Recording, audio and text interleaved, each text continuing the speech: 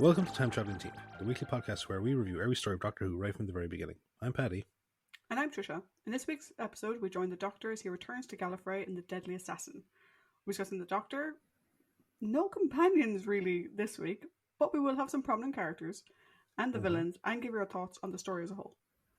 We'd also love to hear your thoughts on this story. So in order to join the discussion, you can check us out at Time Teamp, that's TIMETEAMP, on Facebook, Twitter, and Instagram, or you can email us at timetravelingteam@teamproductions.com. First though, a sad note that on the day of recording, Bernard Cribbins passed away. Bernard Cribbins, who we had previously discussed from Dalek Invasion of Earth 2150 AD. Stupid title, he was great. Yeah, and we're going to be discussing in a lot more prominence in the 10th Doctor era. But outside of that, we have memories of Bernard from things like the Carry On movies, Faulty Towers, just like in a lot of other great British television shows and movies for the last 50, 60 odd years. I would say one thing. I actually recently saw Doctor Who and the Daleks and then Dalek Invasion Earth 2150 AD in the cinema for the 4K release. And this is only like 2 or 3 weeks ago. And I couldn't remember what we had discussed when we did our rambling on that film. But Bernard was so good in that. No, we were so big fans. We were big fans of Bernard's role in that movie. The movie itself, I think we weren't mean to it, but I don't think we were like overly complimentary towards it either. But no, we really did enjoy his role in it. Yeah, and the other thing is that a couple of years ago, I actually had the honour of meeting Bernard at London Film and Comic Con 2019, I want to say. I didn't have a chance to get a photo op with him, but I did manage to get his autograph, and he was absolutely lovely. He was a lovely man, and I think the whole of the Doctor Who family is quite sad today. It is quite sad. So I've done my part, and I posted the best bits from his appearance on Nevermind the Buzzcocks into a fan page, which if anyone could find the episode, it was a Christmas special from back in around 2009, 2010. He's amazing in it. But now on to the story recap. Part 1. Through the millennia, the Time Lords of Gallifrey led a life of peace and ordered calm, protected from all threats from lesser civilizations by their great power. But this was to change. Suddenly and terribly, the Time Lords faced the most dangerous crisis in their long history. In the TARDIS, the Doctor gets a prophetic vision of a gathering of Time Lords in the Panopticon, the grand assembly hall in the citadel of the Time Lords. The vision then shows him in a balcony holding a rifle, which he uses to assassinate the Lord President. The vision then ends and he slumps to the floor in horror. Meanwhile, the TARDIS lands at the Time Lord Citadel, and a squad of Chancery guards are dispatched to investigate. They are joined by Castellan Spandrel and Commander Hildred, who says that it looks like an old Type 40 TARDIS, which are now obsolete. Spandrel says that he wants the occupants arrested, but they will postpone the interrogation until tomorrow, after the President's resignation day has passed. Spandrel then goes to the Records Department and investigates the origin of the TARDIS. He discovers that it has been registered as a criminal asset, and he warns Hildred to take precautions. Meanwhile, the Doctor, after overhearing that it is the resignation day, says he needs to warn the President. However, he sees Hildred and his men preparing to enter the TARDIS after obtaining an override key. He writes a note and then places it on a dummy wearing his clothes and smoking a hookah pipe. The guards enter the console room and fall for the ruse, allowing the Doctor to escape. He makes his way to a lift, but is apprehended by a guard exiting it. However, the guard is shot in the back by a cloaked figure who flees before the Doctor can ask them anything. He then sends the lift up and takes cover when he hears more guards approaching. They find the body, and Hildred then sends an alarm throughout the Citadel. In the Records Department, Coordinator Engen gives Spandrel the history of the Doctor's banishment to Earth and subsequent forgiveness, due to his missions that he undertook for the Celestial Intervention Agency. Hildred then arrives and reports what happened, leading Spandrel to berate him for his ineptitude. Hildred then shows him the note, which warns of the threat to the President. Spandrel notes that it is marked with the seal of the Prydonian chapter, a noble sect of the Time Lord Society. Enkin then finds more records on the Doctor and says that he was a member of the chapter, and Spandrel says that he needs to report this to the Chancellor. Meanwhile, the Doctor heads back to the TARDIS, unaware that he is being observed by the cloaked figure. In his chambers, Chancellor Gott reads the note delivered by Spandrel, who says that the Doctor poses a threat due to his status as a renegade and that he has already killed the guard. Gott, who is himself a Prydonian, is curious as to why the Doctor would give forewarning if he was a threat. However, he agrees to redeploy guards in the resignation ceremony to help with the search. They then go to take a look at the TARDIS. In the TARDIS, the Doctor tunes into a local telecast showing members of the various Time Lord chapters entering the Panopticon for the resignation ceremony. The newscaster, Runcible, goes to speak with Cardinal Barusa, who is the head of the Prydonian chapter, to see if he can get any clues to who will be the new Lord President. However, Barusa, remembering Runcible as a mediocre student when he was at the academy, brushes him off and leaves him with the other cardinals. Runcible goes back to his newscast and says Gott is the heavy favourite to take the new position. The Doctor turns off the newscast and turns on the external view screen, where he sees Gott and Spandrel approaching the TARDIS. Spandrel suggests that the Doctor could have an accomplice that could be trying to sabotage the security barriers around the Citadel. Gott says that he is being paranoid, but orders the TARDIS to be transferred to a secure location. The TARDIS is sent to an old museum, and the Doctor gets out to make his way to the Panopticon, but stops when he sees a display of ceremonial Time Lord clothing. Elsewhere, the cloaked figure goes to a secret chamber and reports the Doctor's movements to another cloaked figure. This figure, who looks like a rotting corpse, says the Doctor knows that he is walking into a trap, but cannot resist the bait of trying to stop the assassination. He then tells the cloaked figure to make sure the Doctor dies. Hildred reports to Spandrel that they haven't been able to find the Doctor, and suggests that he may have doubled back to the TARDIS. They go to the museum and find his clothes in place of the ceremonial robes. Spandrel realizes that the Doctor will now have full access to the Panopticon, and he orders Hildred to find him, but to be discreet. Spandrel then goes to Engen to take a look at the Doctor's history, and he discovers that someone had recently taken it out of the archives. He tells Engen that they would have to look to see who took it out later, but for the time being, they should go through the history. At the Panopticon, the cloaked figure kills a cameraman in the balcony and then assembles a sniper rifle. He then watches as the Doctor makes his way through the crowd. The Doctor starts talking to Runcible so he doesn't get noticed by the guards. Runcible distractedly says that he can't contact his cameraman in the balcony, and the Doctor looks up, seeing the barrel of the rifle. He pushes his way through the throng of Time Lords and heads up to the balcony. The President then appears and makes his way into the Panopticon. The Doctor notices someone in the crowd take out a blaster and takes up the rifle and shoots at the assailant, but to no avail as the President is still shot. Part 2. The assembled Time Lords rush to check on the President. Up on the balcony, the Doctor, knowing that he is in danger, attempts to flee but is captured by Hildred and his men. He is then brought down into the Panopticon, where Spandrel tells everyone that he is the assassin. He is then taken away for questioning, but Gott tells Spandrel that his trial must commence immediately. Barusa objects, saying that this is against their judicial code, but Gott says that the President never named his successor, and that they need to do so as soon as possible. He explains that the trials need to be completed so as not to distract the Time Lord's attention from the task of electing the new Lord President. In the detention area, the Doctor is being interrogated by Hildred for information, but he resists him, prompting Hildred to increase the intensity of the torture. Spandrel arrives and tells him to stop and apologizes to the Doctor, who recognizes the good cop, bad cop technique.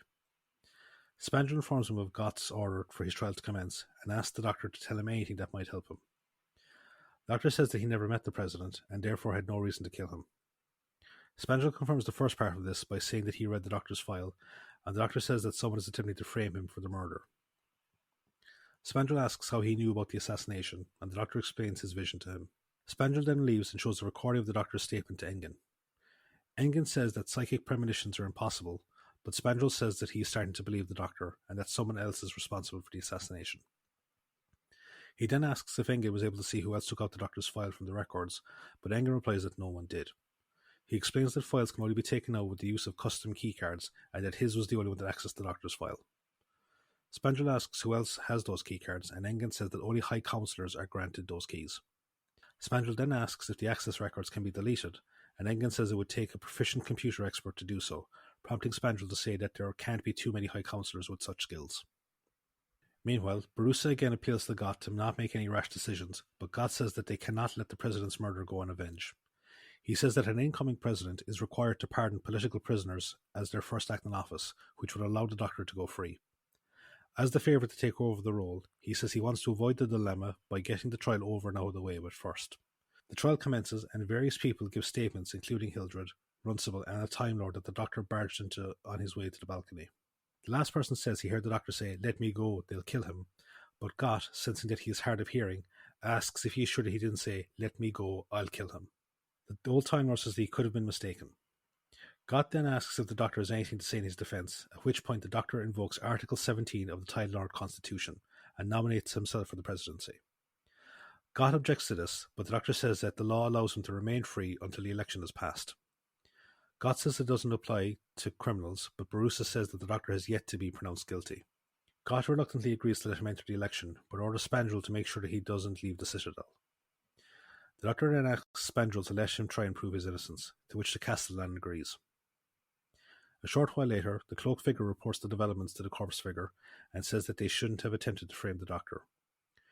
The corpse figure replies that he needed the Doctor to be involved as he wants him to die in shame before he carries out his plan to destroy the Time Lords. He says that this is the only thing that keeps him alive through his pained existence. In his chambers, the Doctor and Spandrel examine the rifle he was found with. The Doctor asks him to try hitting a target with the rifle, but the shot goes wide despite the sight being on the intended target. The Doctor says that he tried to shoot the assassin, who he says is a member of the High Council, but failed due to the rifle's sights. Spandrel says that they need evidence, and the Doctor says that the footage from the newscast will prove his innocence. Spandrel agrees and orders Hildred to take the Doctor to the Panopticon and to summon Runcible as well. Spandrel then goes to update Gott, who says that only he and the Doctor remain in the election race. He says that once the election is over, he would have Barusa change Article 17 to prevent this from happening again. At the Panopticon, Runcible protests his involvement in the investigation, but agrees to fetch the last reel of film from the balcony camera. Meanwhile, the Doctor and Spandrel and Hildred go to search for any sign of the Doctor's errant shot. Hildred finds the marking, and Spandrel says that they were lucky to find it, as stasers, which is the weapon of choice of the Time Lords, are designed to damage tissue. They suddenly hear a scream from Runcible, and they rush up to the balcony. They find him slowly regaining consciousness, and he shows them the open end of the camera, which contains a miniature person that he says was his cameraman. The Doctor says that he's seen this type of thing before, and tells him that the Master is somehow involved. Spandrel asks Runcible if he found the footage that he was looking for, and Runcible says that he has, unaware that the actual last reels were removed by the cloaked figure. Spandrel then asks the Doctor to tell him everything that he can about the Master. They go to the records department to see what they can have on him, but they suddenly come across Runcible, who staggers towards them. He apologizes and then falls to the ground, with a stake sticking out of his back. They carry on to the records department, where Engen tells them that there is no file on the Master. The Doctor says it would be easy for him to remove any trace of himself, or his accessing of the records from the system. He then notices a piece of machinery that Engen says is an APC, Amplified Pentronic Computations Machine. He explains it as the repository of knowledge of the deceased Time Lords that they use to predict future events. The Doctor realizes that the Master took an imprint of his brain pattern from his file and sent the prediction of the assassination to him to draw him to the Citadel. Engen says that such a feat would be impossible, but the Doctor says that it wouldn't be if the Master joined his own brain to the APC's matrix. The Doctor says that he will do the same to get the proof they need, but Engen says that psychosomatic feedback would kill him. Spandrel agrees to let the Doctor try, and Engen reluctantly hooks him up to the machine. The Doctor wakes up in a fabricated reality within the Matrix that is reminiscent of the surface of Skaro. He nearly tumbles on a cliff face, but manages to save himself by whipping his scarf around the tree branch. However, a man wearing feudal samurai armor appears and then cuts the branch, sending the Doctor tumbling down the cliff face. Out in the real world, Engen and Spandrel watch as the Doctor's brain activity suddenly stops before coming back online again. In the Matrix, the Doctor wakes up on an operating table at the base of the cliff and watches as a man wearing surgical scrubs approaches him with a large syringe. The Doctor gets off the table and falls into a battlefield reminiscent of World War I before finding himself standing on a train track. He sees 3 locomotives, each with a mass driver, at one end of the track. Suddenly the track closes on his leg, and he cries out in agony as he tries to get it free, as one of the locomotives comes bearing down on him. Part 3.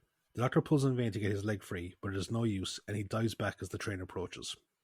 However, it vanishes from sight and the track opens, freeing the Doctor's leg. He gets up and moves away from the track and finds himself in an abandoned quarry. Realizing that he is in an illusion, he tries to focus and manages to see past the illusion for a few seconds, seeing the inner workings of the Matrix. However, the illusion reasserts itself, and a pair of eyes appear on the quarry wall, telling the Doctor that there is no escape for him. The eyes vanish, and the Doctor hears the sound of running water from nearby. He finds a patch of sand where the sound is coming from, but when he moves the sand out of the way, he is greeted by the sight of a mirror with a clown in it, laughing at him. He moves on and enters a wooded area. He suddenly sees a biplane in the distance approaching him, and he runs for cover as it starts shooting at him. He manages to avoid the gunfire, but the plane circles around for another run, and the Doctor dives for cover.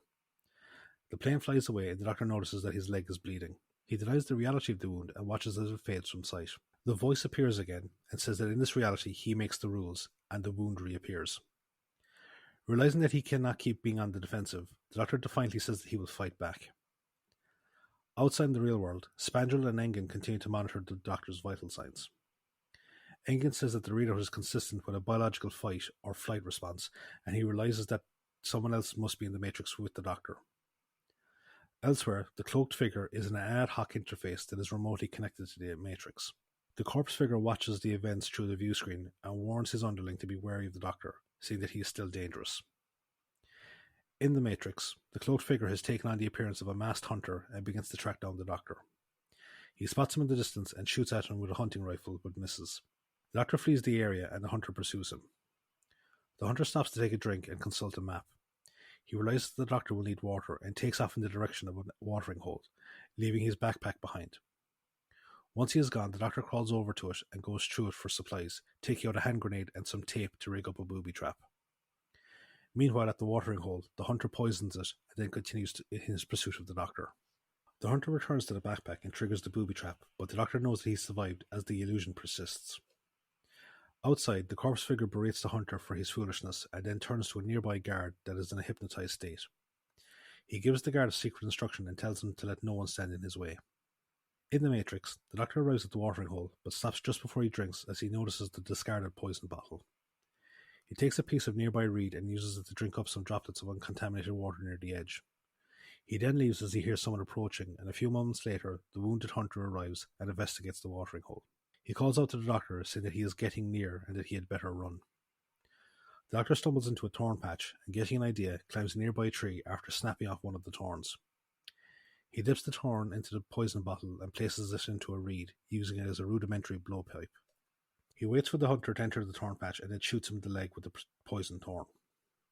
The hunter fires back at the doctor, wounding him in the arm and causing him to fall out of the tree. The doctor gets up and staggers away whilst the hunter administers an antidote to his leg. Out in the real world, the hypnotized guard arrives and tells Spandrel that Gott wants the doctor brought to his office. Spandrel says that he can take him away after he comes out of the Matrix. Engen says that they may need to get him out soon, as the strain is taking its toll on the doctor's body. Engen says the doctor is probably at a disadvantage, as his opponent has probably been in the Matrix many times and is therefore able to last longer. He then notices the guard edging towards a button near the control panel and tells him to keep back. The guard tries to press it again, but Spandrel shoves him back and is then forced to shoot him when he lunges for it. Elsewhere, the corpse figure, who now reveals himself to be the Master, urges the hunter to kill the doctor. In the Matrix, the hunter chases the doctor into a swamp and tells him to give up as he can't win. The doctor demands to know who he is, and the hunter rips off his mask, revealing himself to be Goth. The doctor says that he will come out of hiding and presents himself as a target for Goth. Goth shoots at him, but in doing so, ignites the swamp gas swirling in the air, which the doctor had earlier noticed. Goth is engulfed in flames and falls into the swamp. The doctor goes to check on him, but Goth suddenly springs up and the two start to a fistfight. Goth eventually gets the upper hand and then starts to drown the doctor. Part 4. The pain from Goth's wounds causes him to stop drowning the doctor, allowing him to get back up and knock him out with a stick. In the real world, the Master pulls Goth out of the Matrix and berates him for his failure. He says the only way that they can succeed is to trap the doctor in the Matrix. Goth says that he is still attached to the Matrix and could die as well, but the Master presses on. In the records room, the APC starts to overload due to the Master's interference, and Engen goes to cut the power in order to save the brain patterns within the system. Spandrel says the doctor is still alive and they can't trade his life for those of the dead. However, the doctor starts to come to and Engen goes to cut off the power. The doctor reveals that Goth was the assassin and is in league with the Master. He says they need to find where Goth was tapped into the Matrix, and Engen reveals the existence of an old service tunnel that exists beneath the record room. They follow the tunnels and come to the secret room where they see Goth unconscious at the Matrix interface. They also see the Master sitting motionless on a seat, and the doctor checks his pulse, revealing that he is dead. Goth slurringly reveals that he did what he did so he could become the president, telling them that he found out that he was not the chosen successor for the role. The doctor asks him what the Master's plan was, and Goth says that he found him on a distant planet, dying due to the fact that he was on his last regeneration. He says the Master promised to share all of his knowledge with him if he helped him, but then mentally ensnared Goth. The doctor again presses him for information as to the Master's plan, but Goth dies. Later, Spandrel reports the events to Barusa, who says that he will need to hide some of the facts in order to save face in front of the rest of Time Lord society. He says they will reveal that Gott attempted to stop the Master's assassination of the President, and they killed each other as a result. Barusa says that all charges against the Doctor will be dropped as long as he leaves Gallifrey after helping Engen create a new record about the Master. The Doctor and Engen go to the record room, and the Doctor begins to give a brief history of the Master. He starts to grow suspicious as he says the Master would surely have had a backup plan to escape potential final death. He asks Engen what is so important about the presidency, and Engen explains that the president has access to the symbols of the office, which are ancient relics from Time Lord history. Meanwhile, Spandrel, under orders from Barusa, instructs Hildred to take the Master's body and alter its appearance so to make it look like he died from repeated staser blasts. Hildred then presents a hypodermic syringe that one of his men found in the secret room, and Spandrel takes it away for analysis. In the record room, Engen plays an audio reading of a book about the earliest days of Time Lord Society under its founder, Rassilon. It says how he found an artifact called the Eye of Harmony within a black hole and brought it to Gallifrey, where it was locked away with a key, which has since become one of the symbols of the Lord President. The Doctor says that the Master must have been trying to find a way to access the Eye to stop his death, but as a result, he could have destroyed the entire planet. Spandrel then arrives with the syringe, and the Doctor looks at it. He realizes that the substance within it is actually a neural inhibitor, and the Master is not actually dead. In the chamber holding his body, the Master wakes up and kills Hildred using his tissue decompressor, just as he was about to staser him. He searches the nearby body of the late President as it lies in state, but takes cover when he hears the Doctor and the others arrive. They see Hildred's body, and the Doctor says that the Master's greatest weakness is his blind hatred. The Master then appears and holds them all at gunpoint, and demands that Engen give him the ancient relics. The Doctor tells him not to do it, but the Master threatens him. He then prepares to shoot the Doctor, but Spandrel steps in front of the blast and falls to the floor stunned. The Master then explains that he wanted to use the Doctor as a scapegoat due to his hatred of him, and he then shoots the Doctor. Engen gives the Master the sash of Rassilon from the President's body, who then seals him inside. The Doctor and Spandrel then wake up, and the Doctor explains that the sash is actually a personal force field that protects the wearer from being sucked into the Eye of Harmony, which is the nucleus of a black hole. He says that Rassilon based all of the Time Lord's technology around it, and if the Master interferes, then he could wipe out the entire solar system. In the Panopticon, the Master removes the key from its housing and uses it to open the chamber holding the Eye of Harmony. He then puts on the sash and starts to activate the eye. The Citadel starts to shake violently, and chunks of debris fall from the roof. The Doctor suddenly appears, having gained access to the Panopticon via an old service shaft that connected it to the room that he was trapped in. He says the Master will not be able to control the power of the eye, but the Master retorts that he is safe so long as he is wearing the sash. The Doctor says that the sash is defective, as it failed to keep the President from getting shot, and he uses the Master's moment of doubt to shove him aside so he can deactivate the eye. The Master gets up and swings a chunk of debris at the Doctor and chases him up a flight of stairs. The Doctor manages to knock him down the steps and rushes back to finish off deactivating the eye. The floor of the Panopticon then suddenly splits open, and the Master falls into the crack, screaming as he does so. The Doctor manages to finish deactivating the eye, and the shaking stops. Later, he, Spandrel, and Engen go to Barusa's office, who tells him that half the Citadel is in ruins and countless lives were lost, saying that it is the worst disaster in the history of Gallifrey. He asks how they will explain the events, and the Doctor suggests adjusting the truth again. Barusa chides him, saying that his flippant attitude hasn't changed since he was his student, and that he will not amount to anything if he keeps it up. The Doctor then asks to leave, and Barusa agrees, but grades his performance in saving the Citadel as a 9 out of 10. Spandrel and Engen escort the Doctor to the TARDIS, and they discuss the fate of the Master. The Doctor says that he could have survived, as the energy being emitted from the eye could have been enough to give the sash some power. He then bids goodbye to the two of them, and the TARDIS takes off. Spandrel then turns and sees as the Master entering an old grandfather clock in an alcove, and watches as it dematerializes. He tells Engen that the universe isn't big enough for both the Doctor and the Master, and that they will one day fight again. End of the story. Very good, very good. Thank you.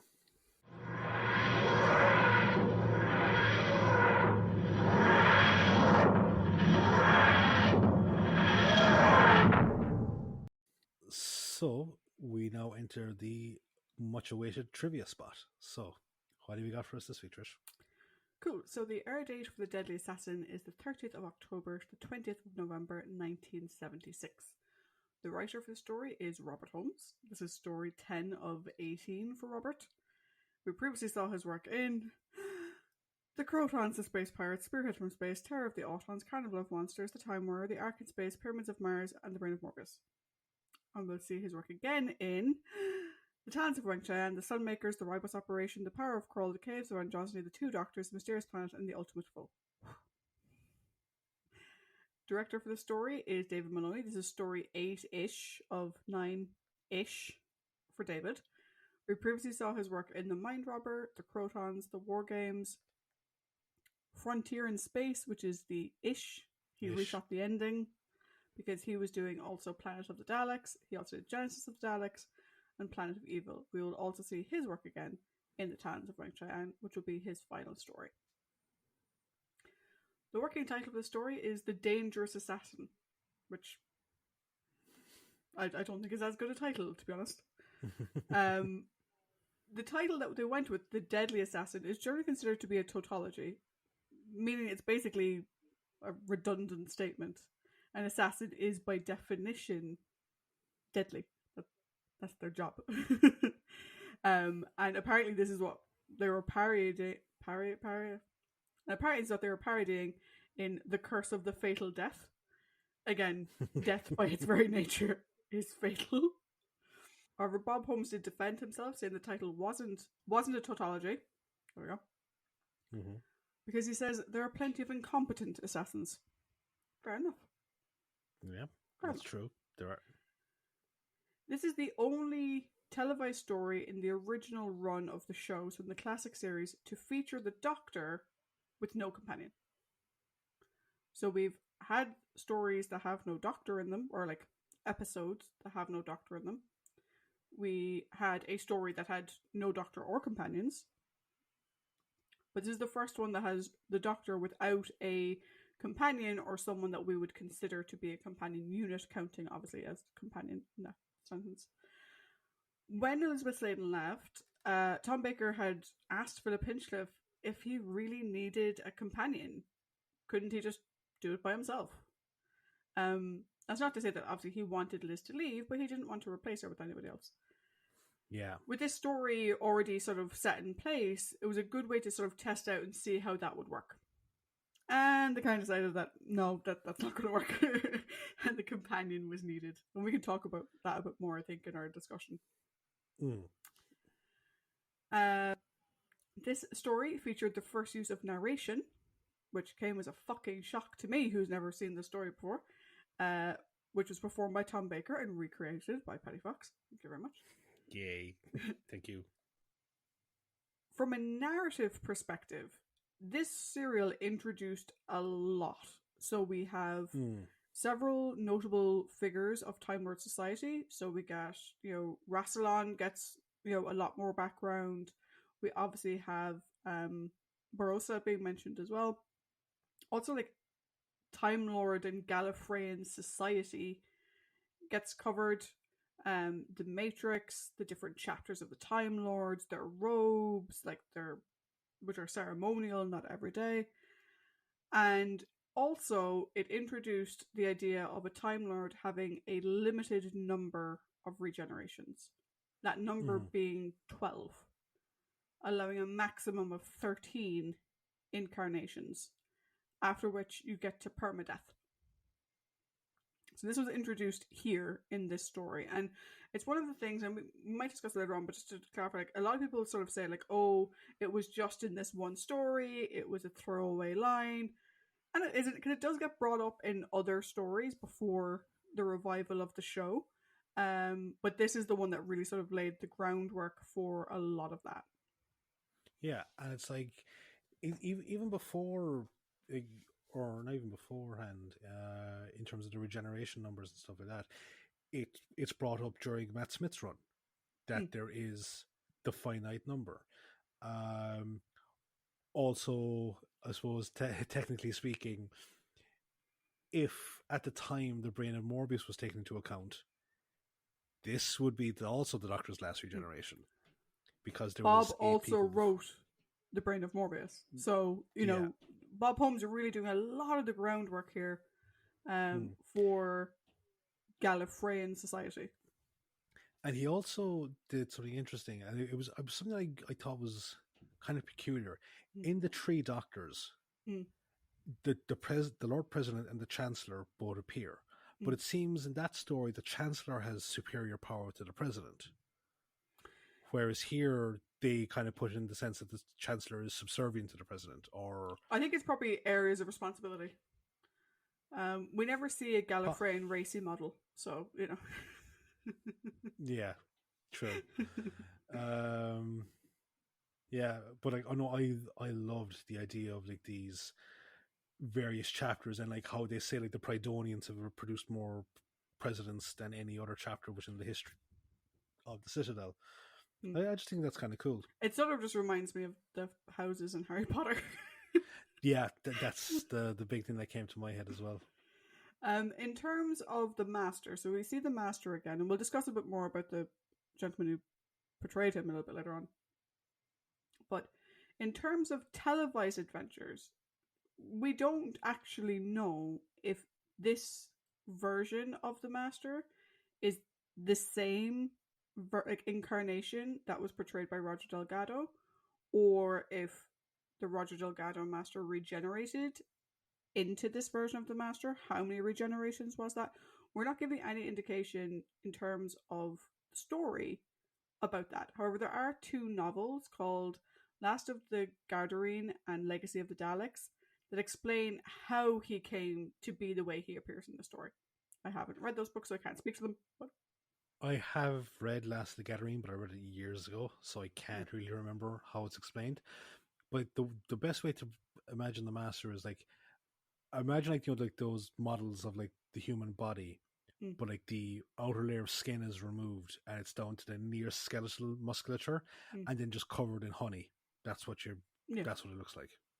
Yeah, I agree with you. The cliffhanger for part 3 is particularly vicious. Basically, the cliffhanger is a freeze frame of the Doctor being drowned. And it's not a case of like, oh, you see him off in the distance. No. You see him under the water, and it freezes on his face as he's drowning. And that's the thing. It's not like the usual underneath shot, you know, where it's like it's not the Doctor looking up. It's your man got looking down, choking him. It's got choking him under the water, so his face is facing up. It's particularly terrifying. I'm not going to lie. And as you can imagine, it drew the attention of Mary Whitehouse. Mrs. Harry White. I was going to say Mrs. Harry Whitemouse, but Mrs. Mary Whitehouse. Who completely lambasted the show because of it. And a couple of things happened as a result of the negative reactions, because the public wasn't a big fan of it either. I didn't see a citation for this being the actual reason, but it seems to be a common belief. Philip Hinchcliffe was replaced as producer at the end of the season. The BBC wiped the offending cliffhanger from the master PAL colour videotape, which is one of the few times that's happened post 1974 Doctor Who footage being done, so it wouldn't be aired again. They actually wiped the tape with that bit of the ending. However, an off-air videotape recording of the uncensored broadcast was still intact, which is how the DVDs were done and how we can watch it now with that cliffhanger in place. But originally the BBC were like, oops, wipe it under the rug, like edit it out, we're not doing that anymore. And it seems that Philip Hinchcliffe, like, who was really sort of, you know, pushing the boundaries, you know, there's talk about like, you know, Philip and Bob Holmes, like, let's scare the little fuckers, you know, really wanting to go deep on sort of the more horror and kind of more macabre side of the stories.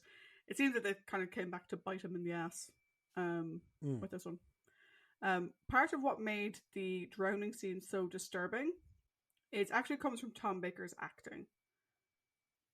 Tom Baker's aquaphobic. He has a fear of drowning. And so his fear that you can see is quite real. He was terrified of drowning.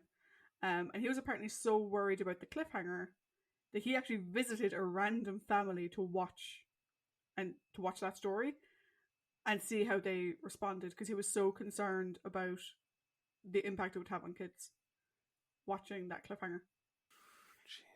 Yeah, because I think his aquaphobia was brought up in Android Invasion, wasn't it? It was a bit, yeah, because he had to do another underwater bit there as well. Yeah. But here, like, imagine if you have a fear of drowning and you have to play at drowning, and the camera's on you. Like, I wouldn't say like I'm aquaphobic or anything. I do, however, have a fear of drowning, and that would freak me out to no end.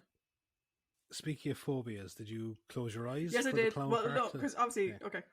Paddy warned me that at one point in the story there was going to be a clown, and I was like, going, "Where the fuck is there a clown in this?" And it was when the doctor was like rubbing away the sand or something, and I saw like the briefest glimpse. I was like, "Nope," and sort of like peeking every now and again to see if it was gone. But yeah, thank you for the heads up. You're welcome. Stupid fucking clowns. Anyway, moving on. The letter that the doctor wrote that the Castellan reads. So in rehearsals, the note was written in English. So George Pravda, who played the Castellan, didn't bother learning what it said because he just read it. In the actual show, it's written in Gallifreyan. Not the swirly circles that people refer to as Gallifreyan now, but in, I don't know, low form Gallifreyan, I suppose. And so your man has no fucking clue. Which is why you can see that he actually gets quite pale and a bit sweaty. And he kind of stumbles over the words a bit. It's because he didn't fucking know what the words were. He was trying to remember them. Which I love. I love bits like that. And obviously, like, had that been, first Doctor era, that would have been it. Yeah. Like, there's no retakes. Do you know what I mean? So, and there weren't as many retakes in this era of the show. They had a few, but like still not that many. So the fact that like your man was just like, shit. On the subject of Gallifreyan there, as far as I'm aware, there are 3 distinct forms of Gallifreyan shown in the show. There's this low form that we see in this one. There's old high Gallifreyan, which is going to appear in the 5 Doctors. And then there's the more modern Gallifreyan, which is like weird circle in intersecting shapes. That seems to be like the newest language variation of it. Yeah. The interesting thing about it, because I often see this coming up on like forums and stuff, like, oh, I want to know how do you write this in Gallifreyan? There is no, like, unlike say Klingon or Elvish, there is no canonical Gallifreyan language. There's unfortunately Doctor Who didn't have a James Doohan. Yeah, so like you can't, like, there is no way of saying, well, this definitively says this, which is unfortunate. Because I know a lot of people get like tattoos and stuff like that. Technically speaking, that's what it says to you, or that's what it says as per this particular generation engine.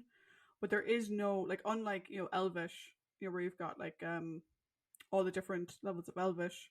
And even Dwarvish in many ways, like there's lots of different definitions. Like Tolkien, obviously, big language person, whatever. So he did all the different languages for that. And Klingon has obviously been translated. I mean, they translated Shakespeare into Klingon, for fuck's sake. But Doctor Who doesn't have that, which is unfortunate, I think. There's another scene where poor George Pravda got kind of shafted a little bit. The scene where the Doctor is sitting on a chair trying to manipulate the Chancellor into sort of helping him. And there's one point where the Doctor sort of jumps out of his chair and looms over the Chancellor, kind of trying to intimidate him. And you can see that... You mean the Castellan? The Castellan, sorry. Spandrel, there we go. I'll go with Spandrel. I was trying to give him his title and I kept forgetting. So yeah, so he sort of looms over Spandrel to try and intimidate him. That was an ad-lib by Tom. And George Pravda was like, shit, what's he doing? Which I love. I love that your man's like very honest reactions are captured. Actually, that's another thing that kind of confused me. Right, is that he's the Castellan, whatever, of the Citadel. Mm. Yet the personal Chancery Guard Mm. report to him. So these are the bodyguards or the armed guards of the chancellors. Why shouldn't shouldn't they be like the custodian guard or the Castellan guard as opposed to the Chancery Guard? I don't think they're all Chancery Guard. I think like what's his face? Hildred is like clearly a guard of the Citadel, and then you have the guards who mind the chancellors. Yeah, but see, this is the thing now, is that the guards have no, like, unlike the various Time Lord chapters, the guards have no distinguishing markings on their uniforms, from what I saw, to distinguish whether or not they're personal guards or they're Citadel guards. Yeah, I do think there is. My read was that there was two branches of it. You have the Citadel guards for general, and then you've got the Chancery guards, who do like special protection. When I heard Chancery guards, like, my Irishness just came. Like, I was like, yeah, bunch of Chancellors, the lot of them. So at one point in the Matrix sequences, there is a biplane. This is a 1949 Stamp SV4C plane, and it was the registration for it is GAWXZ, and it was also used in Indiana Jones and the Last Crusade and The Mummy. Random.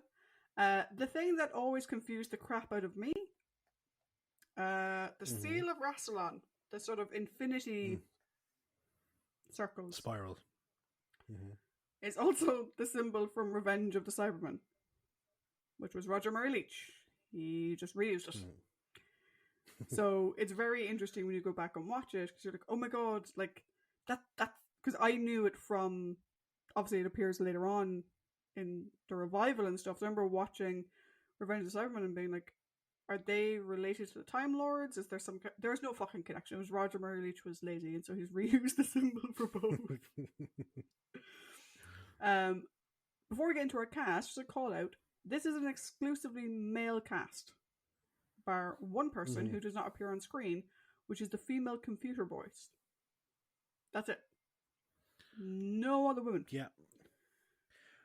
Which is why when Romana comes on the scene, it's a bit of a, oh wow, we didn't realize this at all. Yeah. I would assume they have women because Susan exists. But yeah, but like within the Citadel, we don't see any women. Yeah, no one within the Citadel. Yeah. Or any other aspect of it. Yeah. Okay, so let's go on to our cast. So Castellan Spandrel or Castellan. How the fuck were they pronouncing the word Castellan? Well, I think they pronounce it Castellan. Yeah, okay. So Castellan, sounds weird.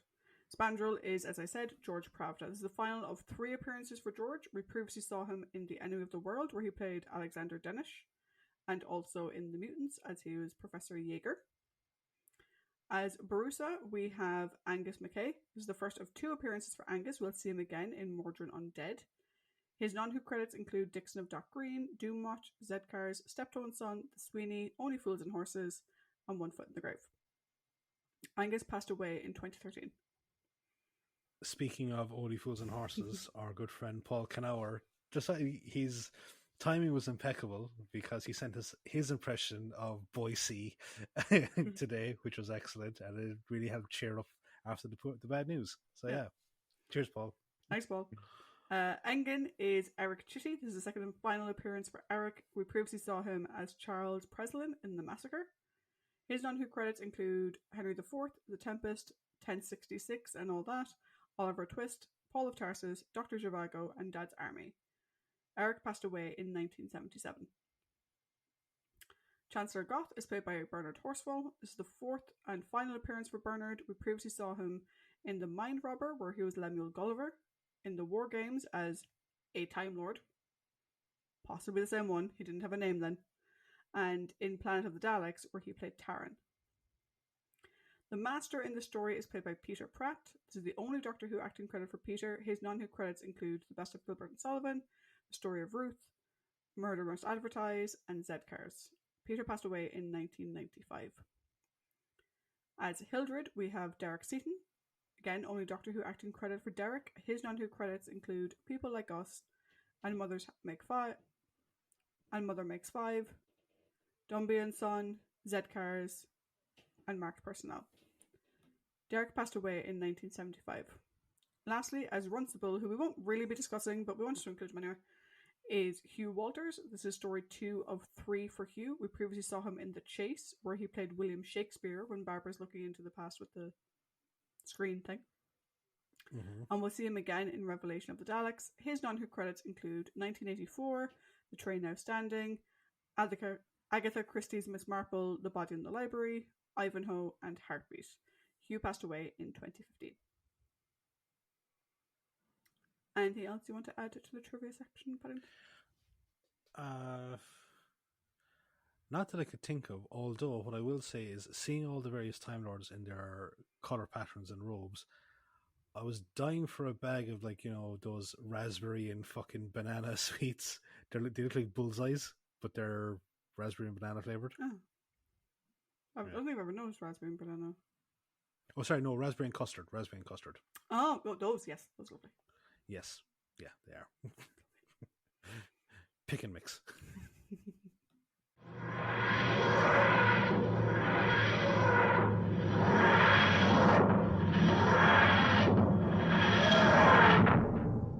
So, we now come to a very new character discussion where there is no companions.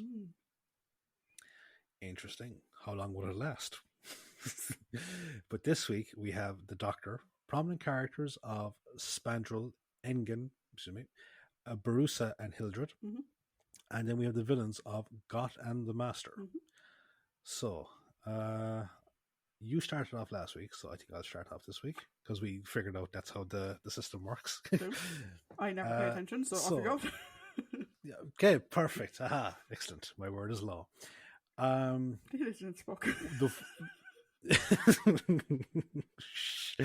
on air. Go on, sorry. Your thoughts on the Doctor. Go. Yeah. One thing I really like about this, right, is that you could picture any of the previous incarnations of the Doctor in this story, and you'd get the exact same behavior from each of them. Like this complete irreverence for the pomp and circumstance of the Citadel and the bureaucracy of the High Council. Mm.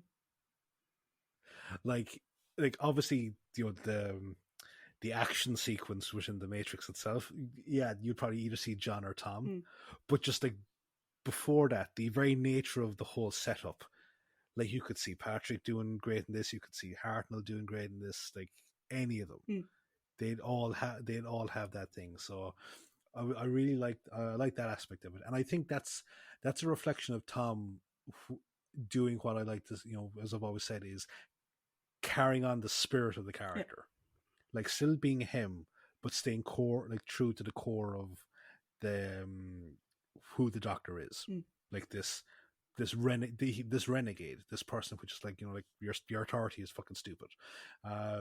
Like even Barusa brings it up in a line. You know, I love Barusa's comments to the Doctor. It's just like this old headmaster type thing. So it's like, yeah. Like, you know, you won't amount to anything in the galaxy if you continue this facetious nature of yours. And it's like, I'll take it any day of the week. Thank you very much. It is interesting to see him without a companion. Like it is, because in one way it's nice to see him with an undivided attention. Like he doesn't have to worry about where the other person is. That he can focus on this one thing. However, I do think that he does need someone there with him to kind of channel the eccentricities of his character. But I really liked his interactions with, I think Spandrel and, we'll, I suppose, speak to it more about Spandrel, but Spandrel and the Doctor here make actually a very good team. I like the two of them together. Yeah. But no, I think this was like, as a solo performance for the Doctor, I think this was a good outing. I think it was. Cool. I think for me, this is really the Doctor as we've never seen him before. Shot, beaten, and nearly drowned, all on screen. It's quite visceral to watch it. There's no hiding it in any of it. Like, No, we've seen him in peril. Like we've seen him like suffering radiation sickness in the Daleks. You know, we've seen him multiple times near death with Patrick and John. So, but yeah, as you said, this is the first time he's like just absolutely beaten the fuck up. Yeah, and like you can see him over the course of the story. You know, he gets shot in the leg, and so he binds the leg, which requires him to tear his shirt. Then he gets shot in the arm, and you've got like the shirt is getting dirty, the arm is bloodied, his face is getting more dirty, and then of course you have the drowning sequence and whatever. It's quite visceral. And not what I was expecting going into the story, because I didn't really know much about the story going in. I knew a little bit, like generally speaking, from like watching clips and stuff about the duty of the president. I knew that but like that was about it. Yeah.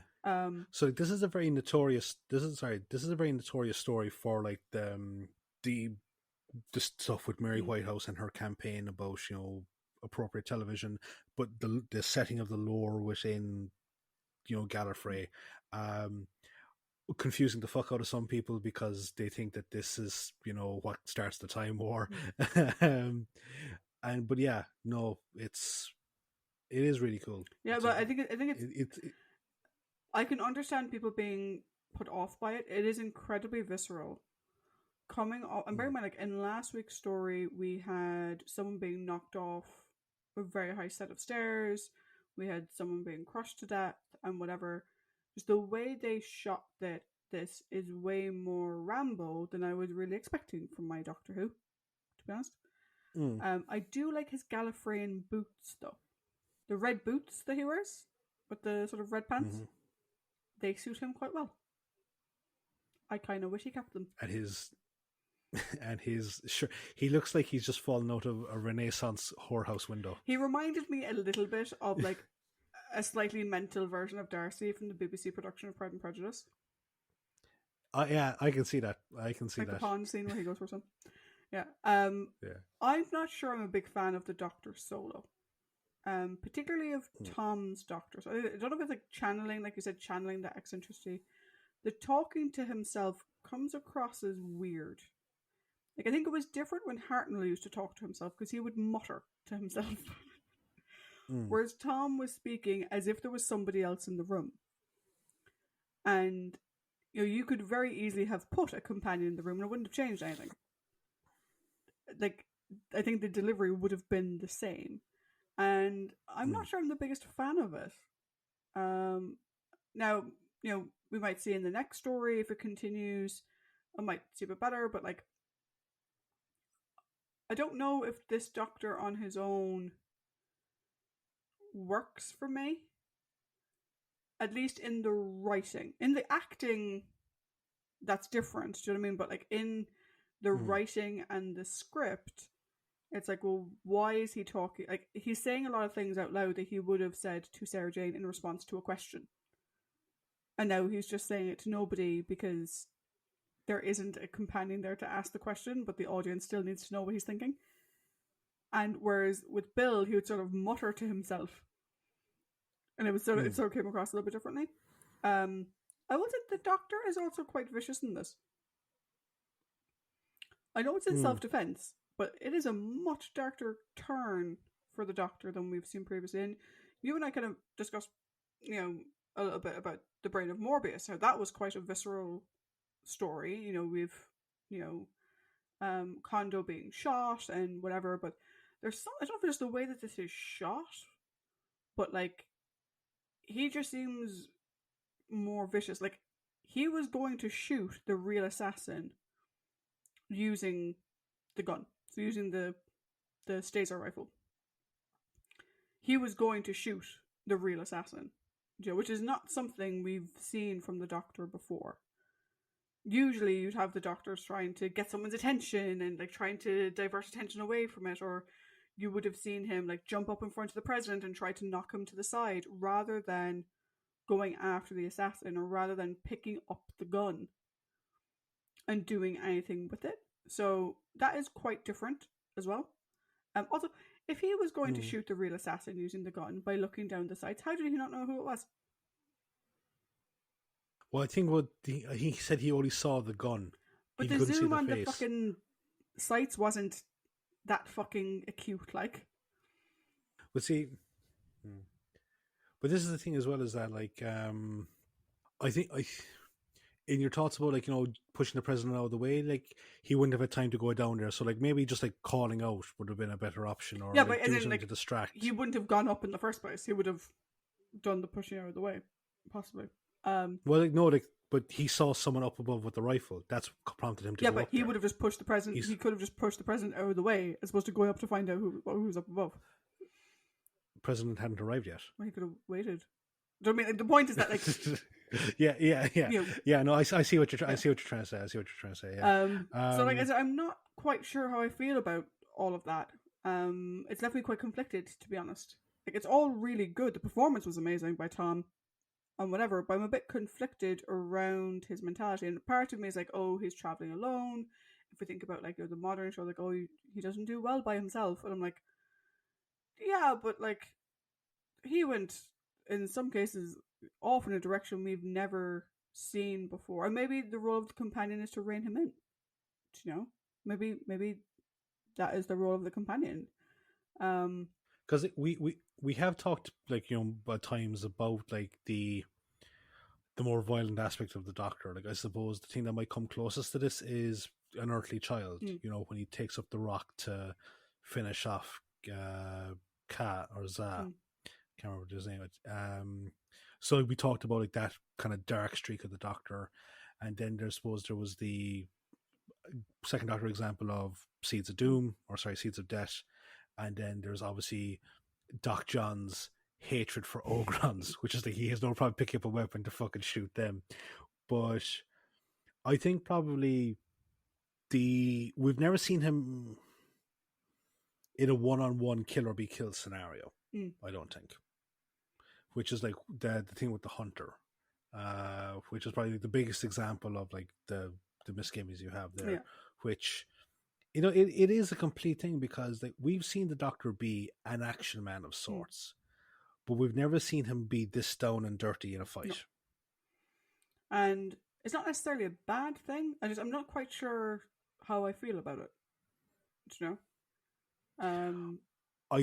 I think we've gotten so used to like an action Doctor being this slightly swashbuckling character, to actually see him as like a sort of a pit fighter is a big kind of leap. Yeah, it's something that we haven't seen in the show as a routine, you know. What I will say though is that I was pleasantly surprised at how well he worked with Engan and the Castellan. He gets frustrated with them both, but he does work really well with them. And his frustration is more based around the situation. It's not really necessarily targeted at them. Do you know? Like you sort of expected, like the way that he's speaking to Time Lords in the past, like when they took him to Skaro and like all that kind of stuff. You sort of imagined that he'd be way more belligerent with them. And he's like, he doesn't really pay attention to the pomp and circumstance, but he does pay attention to the people, though. Do you know what I mean? Like, he's not an asshole to them, which he very easily could have been. Yeah. It's the High Council more so, like, like it's the upper echelons of like High Time Lord society that he's like, they're kind of dicks. Well, yeah, but we don't really see that too much in this story in particular. Do you know what I mean? Like, he seems to be, he may not necessarily agree with them. He seems to be relatively respectful of everything. Do you know what I mean? And like the way he jokingly calls Bruce a sir the whole time, as if like he's still his teacher. Yeah, which is quite nice.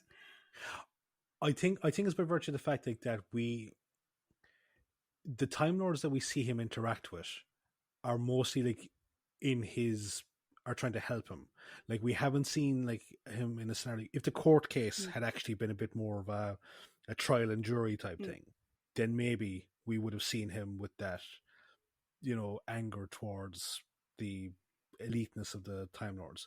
But as you say, it's like for the most part, with the ones that he does interact with, it's pretty chill. Yeah, I think like it's clear that he sort of takes issue with like how Time Lord society is becoming stagnant, or whatever. But he has an issue with like the society, not necessarily with the people. Do you know? Like he doesn't seem to hold it against the Castellan individually. Do you know what I mean? No, or even Goth individually. Do you know what I mean? Like you know, like he'll defend himself and he'll use whatever articles he can to do that. But he could have very easily got in and been like super belligerent and like, how fucking dare you? And well, he wouldn't say fucking obviously, but like, how dare you? And you're being like being the child and stuff like that, which I think we may have seen with John. Funnily enough, I think Yeah, John would have been a lot more childish in his John, interactions than Tom John was. and Patrick, I think. Yeah. John and Patrick. Which is interesting when you consider that, like, you know, Tom is always the one that's sort of cited as being the more childish. But I think John would have been much more belligerent, I think, and much more high and mighty with, like, you know, well, you may not have been able to telepathically receive a message, but I could. Do you know? Like, he doesn't lord that over them. He's like, don't you know we can do that? No? No? Okay. But yeah, so overall, I think it was a great performance by Tom. I'm just conflicted on the Doctor on his own. I don't think I like it. See, this is one of those rare instances like where it's like, again, we're only seeing the one-off. It would have to be like 2 or 3 stories on the trot to really cement our feelings on. Yeah, I agree. On the so up next is the prominent characters. So we have Spandrel, Engen, Barusa, and Hildred. What way do you want to do it? Why don't we do Hildred first, poor bastard? Yeah. And get him out of the way. Because the other 3 are sort of a similar level, and they've got poor fucking Hildred on his own. The sort of rank and file being berated by leadership, you know. You see, I mean, that's kind of an interesting thing, right? Because I think Spandrel does come down on him a bit hard at times. No, sorry, no, not at times. He comes down on him hard quite a lot, actually. Yeah. Spandrel's kind of a dick to Hildred. Yeah, I mean, Hildred did lose his target. Do you know what I mean? Spandrel is, and I was like, yeah. What? You had ample warning there was a TARDIS going to turn up. You have all of these men. And you still managed to lose him. How the fuck do you manage? Like, he's not wrong, but I think it's not entirely fair the way he spoke to him, because he seems generally competent and good at his job. Yes. It's just the Doctor throws a spanner in the works. But it's like every other time that Hildred and him interact, it's always like this like snarky comment, or, you know, it's like, are you sure you can handle this? You know, it's like talking to a small child. But I'm not necessarily sure like that I'm a fan of Hildred because of how he channels that, you know, those reprimands, because that scene where he's interrogating the Doctor, he takes a little too much enjoyment out of using the fucking torture implement on him. Yeah, I mean, that is very much a, you got me in trouble. Yeah. Fuck you sort of reaction. Which, yeah, I mean, I said like poor bastard. I mean poor bastard in terms of his death, because his death absolutely sucked. We didn't deserve that. Do you know what I mean? Mm-hmm. But again, given the way, I mean, the Doctor comments on it where you've got like good cop, bad cop, was Hildred meant to do all of that so that Spandrel would appear as good cop? Do you know? Maybe. We don't know like how much of that was Hildred being like, you fucker, you had me running all over the Citadel, I got in trouble, I nearly lost my job. Feel the pain, fucker. And how much was, this is a interrogation tactic that they have. Yeah, because like for the most part, Hildred isn't bad at his job. No, he's not. Like, you know, like we haven't seen any other kind of gross incompetency on his part, bar the fact that they got outwitted by the Doctor.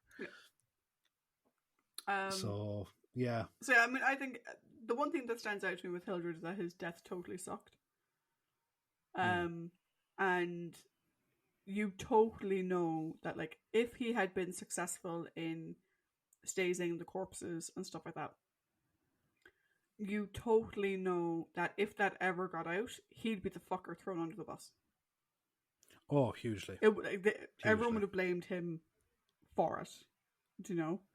It wouldn't have been anyone else's failing. And that's where I sort of say, like, poor bastard. Like, do you know what I mean? He's sort of like the rank and file dealing with this sort of somewhat elitist leadership structure. And really sort of seeing that, like, not every not everyone on Gallifrey is treated the same or has the same level of respect assigned to Mm. them. You know, you do have the rank and file fuckers running around with guns, fucking trying to keep the peace or whatever, and getting berated Mm-hmm. when something doesn't go quite right. And interesting you speak of Time Lord Society like that because Spandra makes a comment about a group called the Shobogans, Mm. which we're going to see come up later on in Tom's run. That's like, yeah, okay, if you think that's bad, it's a lot worse. Yeah. Um. But yeah, I think my main point on Hildred is poor bastard got given out to a lot. I agree with you. Maybe channeled Hmm. some of that in an unhealthy way. Yeah, definitely. But overall, an interesting character to include. I think. Definitely.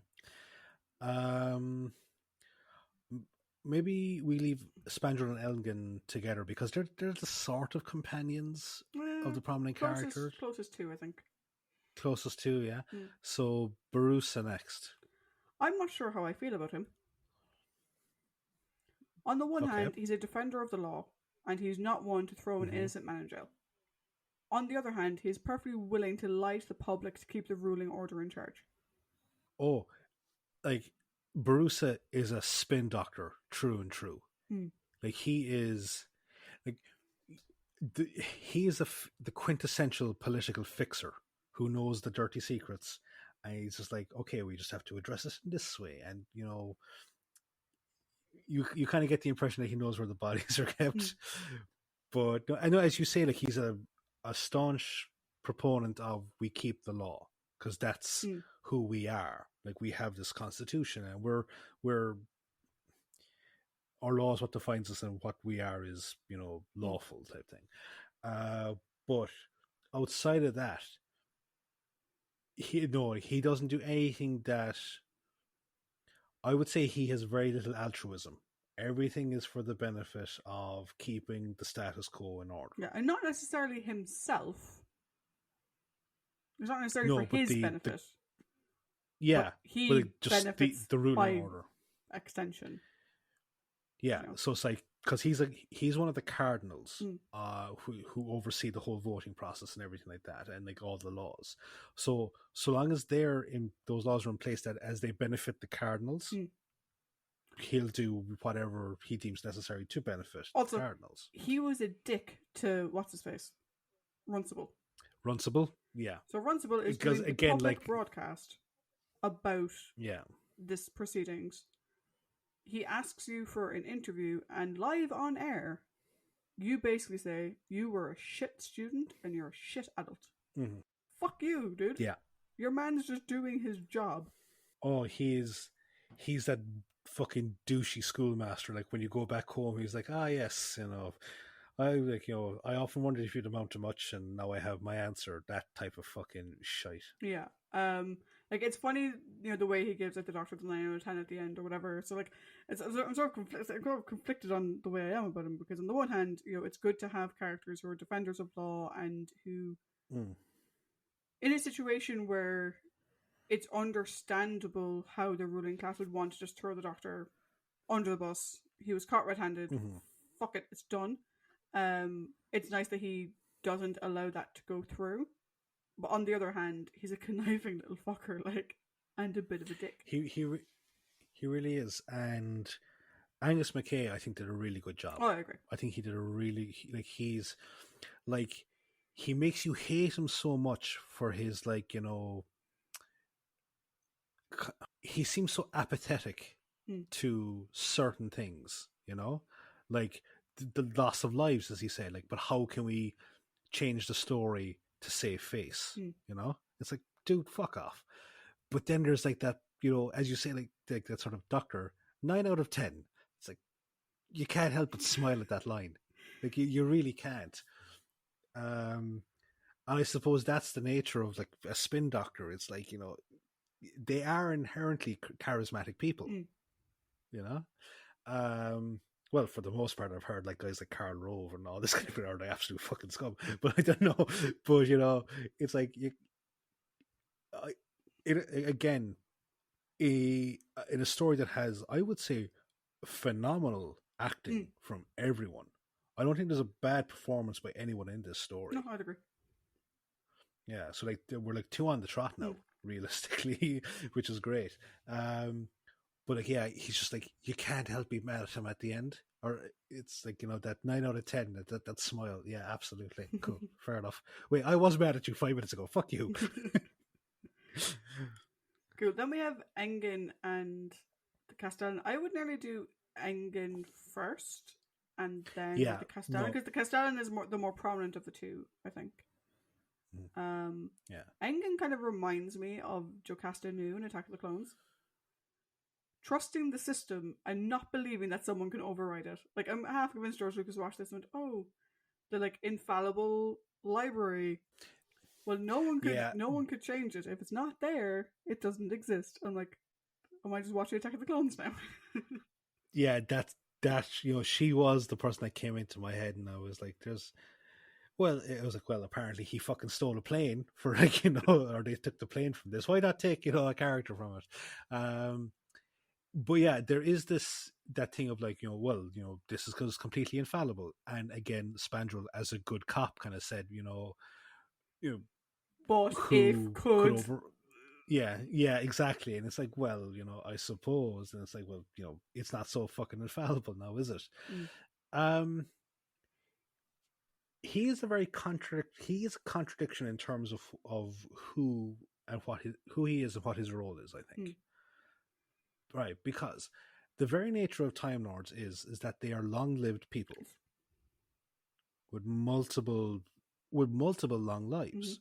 Because as we saw with Hartnell, we're to presume that he lived for roughly 400 plus years in that one particular, at the time, that one particular body. So imagine like you've got X amount of people that have all this type of thing.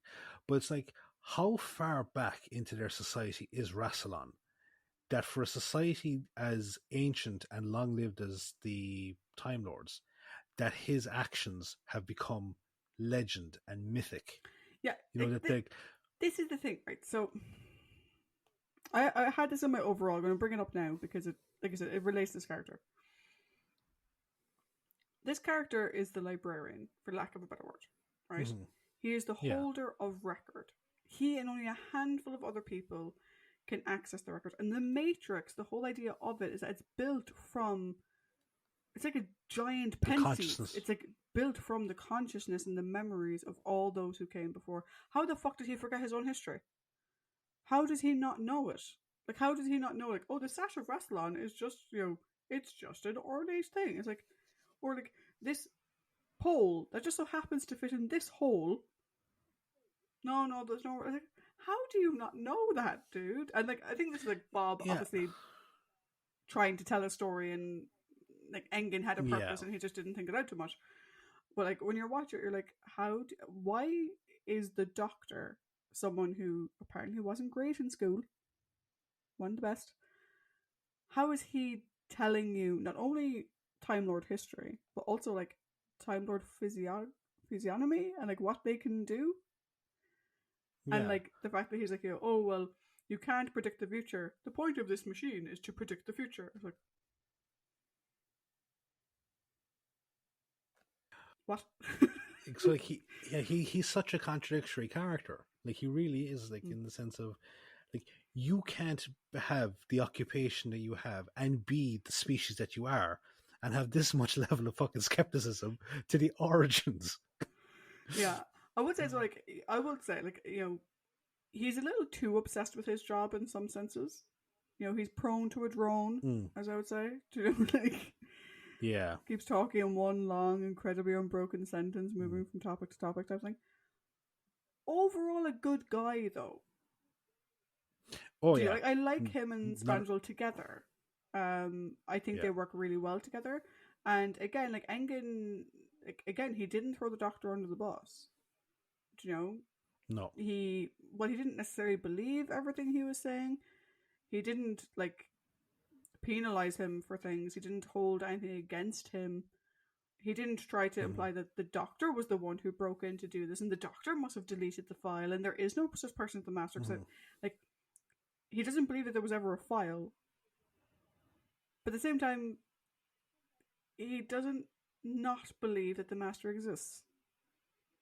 Yeah. Do you know? He's like, well, you're talking about somebody, but I don't have anyone on file with that. So maybe they have a different name or something. You're like, he's open to other possibilities, just not the fact that someone called the Master could have been deleted, because you can't delete anything from my system.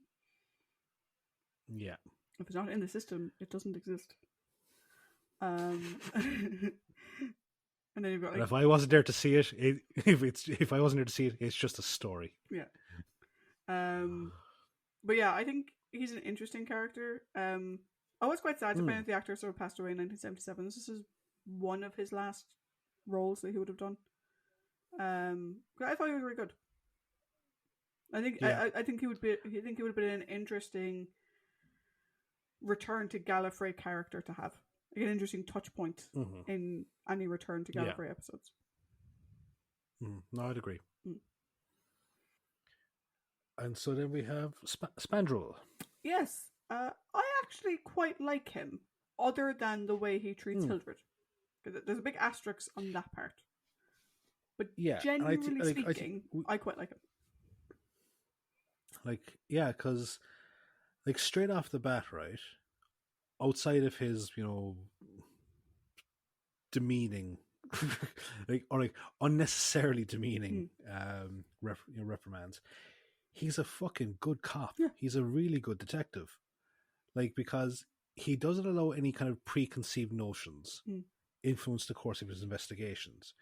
And it's like, here's the man, we found him with the fucking rifle. And it's like, well, we still have to investigate, It's there is a process to this.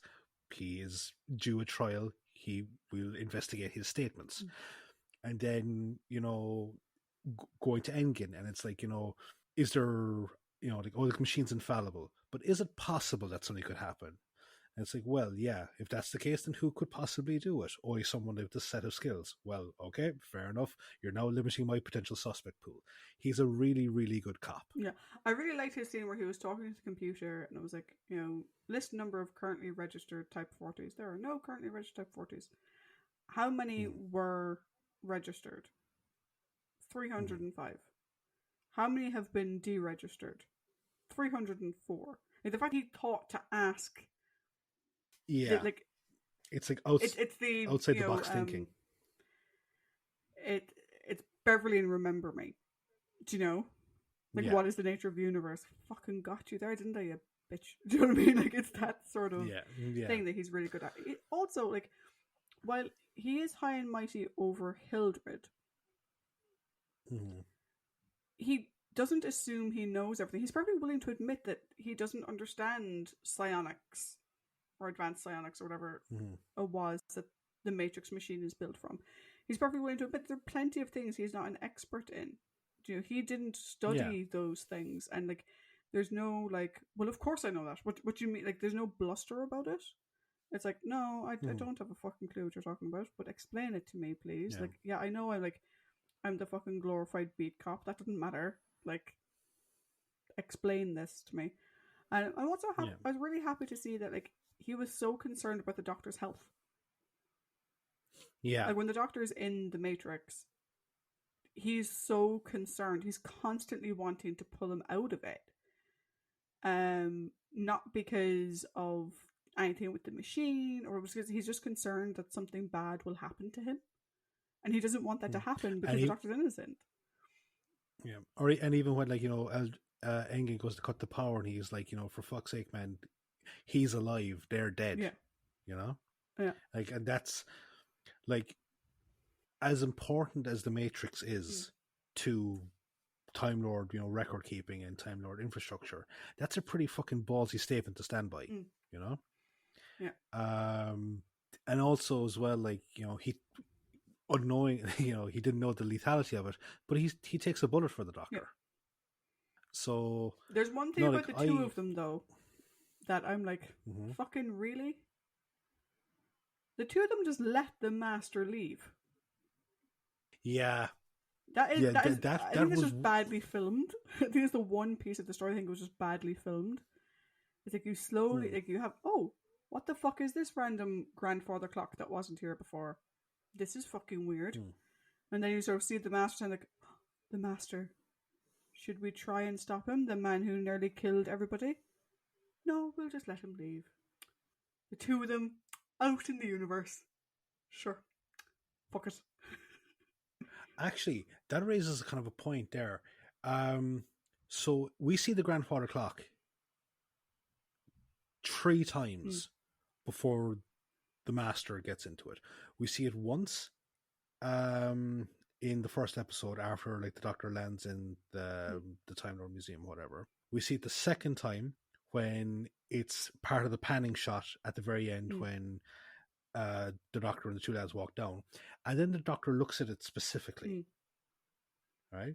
Now, do you remember like the talks that we had about, you know, Terror of the Autons? Where like the Doctor kind of looks as if, you know, you got away, you scamp. It's like, yeah, despite the fact that he just had a man fucking die and you don't seem to be terribly fucking cut up about it. Like, do we think that's kind of a repeat here? Because like he said, like, we don't know if the Master could be dead. And then it's like, you're suspicious of this fucking grandfather clock, which, to be fair, why would a grandfather clock be in that's not... this the museum? chameleon circuit is meant to help it blend in. Yeah. I did kind of think that for a while. And I was like, why isn't he bringing their attention to it? But then, on the other hand, he hasn't been back to Gallifrey for hundreds of years, potentially, at this point. Maybe he just recognized it was our TARDIS and he just thought it was a bit weird. Do you know? We're cool. Yeah. Whatever. I wasn't as cognizant of that reaction as I was at the end of Autons. Yeah. Was it Autons? Yeah. Yeah, it was Autons. I get Autons and Android. But yeah, no, I confused all the time. But I do agree, like the sort of like, well, look, there they go. It's like this universe isn't big enough for the both of them. Then maybe you should have prevented one of them from leaving. Yeah. Idiot. Or like, maybe it's the whole thing. Just so long as they fight off this fucking planet, you know. Speaking of the Master, though, on to our villains. So we have Chancellor Goth and the Master. Do you want to do Goth first, or Goth? I think so. Look, leave my accent alone. So yeah, in my headcanon, this is the reason he's helping the Master is because he didn't like the fact that the Doctor had a rant at him at the end of the War Games. Because, you know, we said this is Bernard Horsfell, and Bernard Horsfell played one of those sentencing Time Lords. So that's my headcanon. Okay. He started off seemingly being like the type of person that might be like you'd assume would be like the companion / prominent character in favor of the Doctor, because, you know, they were both Prydonians and he seemed to have an interest in the old Type 40 TARDIS. But that really quickly goes out the window. It's like his greed and his in the sense of like, you know, nope, he has to be killed fucking straight away, but we have a code. Fuck the code. It's like this man needs to be trialed and killed. It's like, okay, cool, you're kind of a douchebag. And okay, yes, you can argue that he's manipulated by the Master into doing these actions, but it's like his pride and his greed at being fucking not named successor is what made him offer a hand to the Master in the first place. So it's like, no, because of that, he got what he deserved, as far as I'm concerned. I think he's an asshole, right? Just putting that out there, right? I think he's an asshole. Yeah. However, I have so many weird sort of thoughts about him. First of all, I really want to know why the President was not going to select him as his replacement. Because the President says, people are going to be surprised at what names he mentions. So, clearly, like, when Goth says himself, he knew. The President had told him, you're not going to be my replacement. What did the President know that the other Time Lords didn't? Because the other Time Lords are so convinced that obviously it was going to be Goth. None of them even run against him. it's such a given thing, and he himself is so completely full of himself that before I even had a chance to think about what's happening, he makes comments implying that he knows he'll be the next president. I was like, okay, the other Time Lords in the council clearly trust him a lot. They have great faith in him. You know, even Barossa says, like, well, obviously it was going to be you. Like, duh. Like, the whole public, what the fuck did the president know about this guy that nobody else did?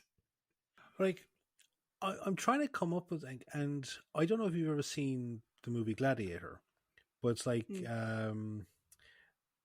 Emperor Marcus Aurelius. He's dying essentially, and he expects his son Commodus, who it's the Commodus from the Reardenverse.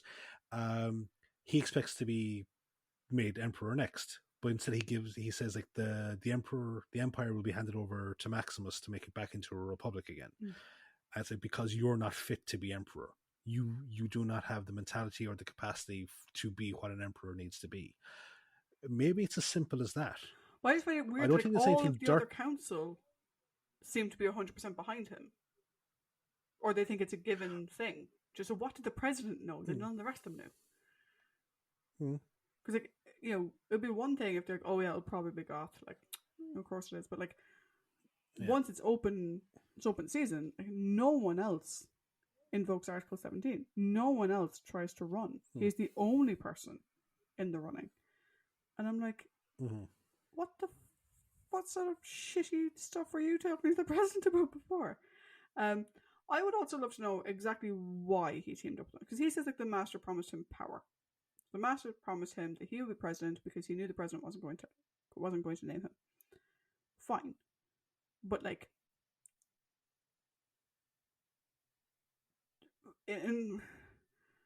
is he stupid? Is that the problem? Because like, oh yeah, if you help me get back to Gallifrey, I will make sure that you're named president and you'll have more power than you could ever possibly imagine. Why would the master, who God knows who he is, why would you agree to do that with that person in particular? And like, I wonder, like, was there any hypnotic suggestion from the master, and if so, how much? Well, because it's like, it seemed like a really stupid choice to make. To like, of all the people you could pair up with for this task, to pair up with him. Yeah. And the whole idea of bringing the doctor into it and all this kind of, it's like, what the fuck were you doing, dude? So there is an element of hypnotic suggestion, because I think Goth himself says that he was mentally, no, that could just be him trying to mitigate as much possible damage, backpedal his legacy. But if you think about it, like, Goth's hearing everything he wants from someone that he thinks that he actually has power over, because at that stage, like, the master's in a lot of pain, he's at death's doorstep, like, he's weak, he's frail, he's no physical threat, nor is he a political threat, because he's persona non grata, he's a renegade, he's a criminal. So maybe in Goth's mind, he stands to gain everything from it, and that greed and his pride allows the master to like sink the claws into him a lot more. I will say as well, Goth's viciousness in the Matrix is quite terrifying. It's really unsettling, and I think the fact that he's wearing like the black fucking mask over his entire head, it's his Bernard Horsfeld does a really good does a really good job with just voice acting to get across the maliciousness of Goth's ambition. And then when it comes to the physicality side of things, like when he finally rips off that mask and it's like that fight scene, it's like, yeah, no, it's a well choreographed fight scene between the two lads. Because it's not anything, flashy. There isn't any Venusian Aikido or any that kind of shit. It's just a knockdown brawl between two very wounded men. I think while quite vicious and visceral, I think it's probably one of the best fight scenes we've had in terms of choreography and execution. And very difficult. Like, that water was really cold and they were in there for ages. It's probably one of the best ones since Oh, like I think like the one from An Unearthly Child is the one that we probably rank pretty close to the top. Yeah. We would have loved to have seen Tagana versus Marco Polo because we know that Warris also choreographed that one, but unfortunately that's lost. Supposedly, there's rumors, but supposedly lost. John's early ones, I think, were quite good, but then his back started going at him, so Terry took a lot of the bumps. But no, this was a really, really good one because, again, it's just as I said, it's two wounded men having a down in the mud fight. Yeah, I agree. Yeah. And then we have the Master. Dude, what happened to your face? I actually, when I was watching this, I almost was thinking that it's actually, because they don't make it expressly clear in the show, if this is meant to be the Delgado Master or if it's meant to be a different incarnation. Given how Roger died, it seems a little bit disrespectful that the next time we see the Master, this is what he looks like. It's just me. Yeah. That sort of off on that. I hadn't really thought about that, to be honest. Now, you one second, right? I'm gonna go. Can you do me a favor? Go back to your trivia notes for either the writer or the director of this, because I think you said something about Frontier in Space. So David reshot the ending because he was doing Planet of the Daleks. Okay, fair enough. No, because I think you said an earlier trivia point where Frontier was meant to have the Master taken out, or the Master was to be put into like this, is this the last we'll see of the Master type scenario, because they assumed him to be dead. So maybe they were pulling off that initial story point. Maybe. But then again, as you say, given the fact that Roger died and in the way that he died, maybe they should have done it a slight bit differently. Because I'm not going to say when, but a version of this Master appears again, slightly different prosthetics and makeup, that I think your point there that version would make you feel more uncomfortable than this version. Oh, great. Yeah. Thanks. Yeah. No. But yeah, I think I know Bob is very much and Philip very much are like, let's scare the little fuckers. I think it was unnecessary to go as far as they did. But that's just a personal preference thing, I think, on the aesthetic that they decided to go with the character. I do this as another example, though, of the Master adding something to his plan that makes no fucking sense. Why bring the Doctor into any of this? He has defeated you at every possible moment. Why, when you're trying to get this amazing... Why would you even risk it? Like, other than because we need to have a story. Why even risk bringing that man here? Never mind orchestrating for him to be there. It's like, why? But the Doctor calls it out. He says, like, the Master's hatred is his greatest weakness. It's his hatred of the Doctor was like, and this is the complete true line of the Master. Now we're now into a scenario where I can actually apply that to a different incarnation of the character. He hates the Doctor so much that he does not see the pitfalls of his plans. Much the same way that Roger's Master never saw the pitfalls of teaming up with these superior fucking species that also wanted the same thing that he wanted. It's like, also, dude, you're going to get shafted every fucking time. Personally speaking, I don't find this consistent with Delgado's Master. You know, his hatred, controls over everything. Yeah, his hatred of constantly trying to get the Doctor to work with him on a project. I'm being shocked when the Doctor says no. Like, Delgado's Master didn't hate the Doctor. Quite the contrary, he kept trying to bring him over to his side. Like, bear in mind that there was meant to be this sort of like brotherly relationship between the two of them. And it's like, I don't get that here. here he's a complete fucking psycho.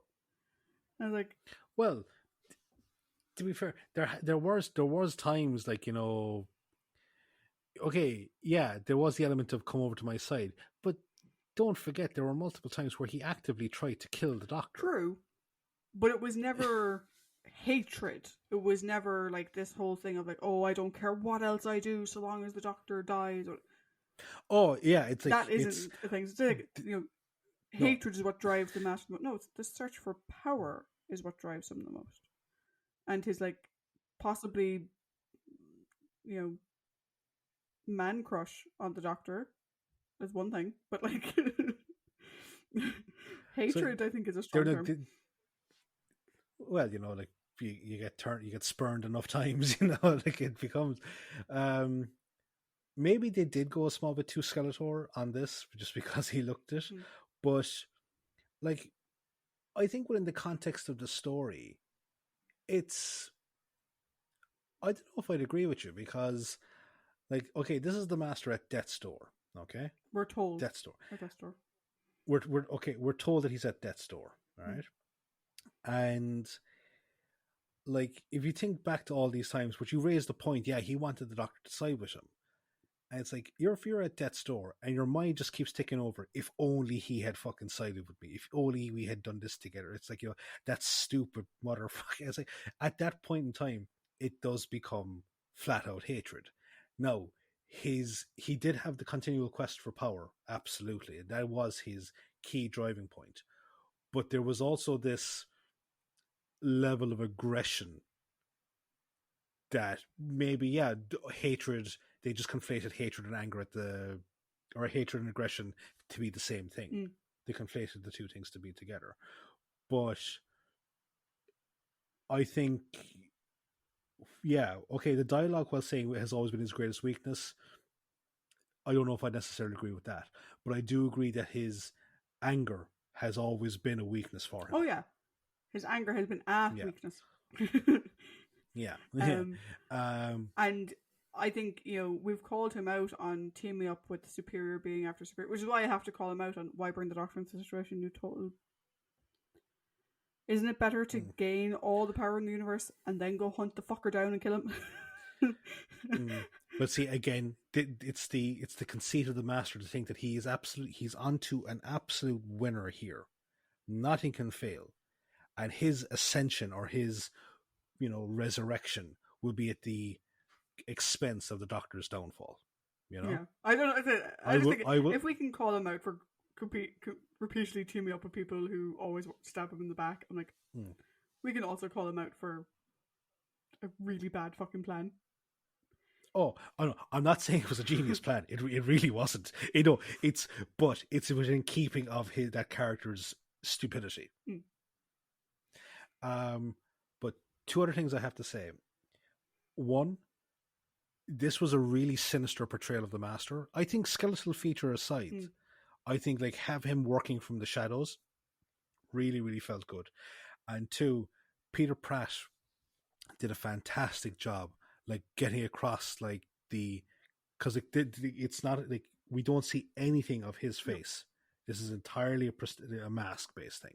We don't see any of his own features moving or anything like that. But he does a great job of getting across the pain and the desperation that the Master is feeling. I agree. I think it's a really good performance by him. And I think that with the mask he had, because you can barely see his mouth moving, it's a very restrictive mask. And we don't see his own eyes or anything. And his body he's in a big cloak thing. So you can't really get much body language off of him either. But the voice is very effective. Particularly when the Matrix fight is happening. I think his voice is incredibly effective there.